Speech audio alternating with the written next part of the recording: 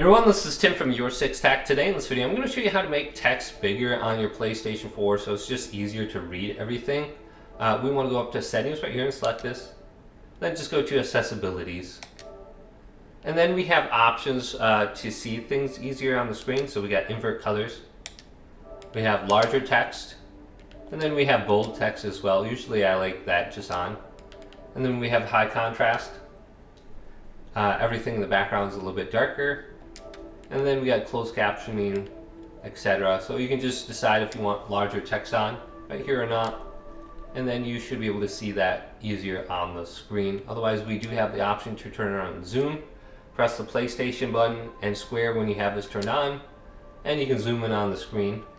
And then press O to cancel it out. So if you are trying to see something that's a little bit difficult, you have that option under accessibilities. Hopefully this video did indeed help you out.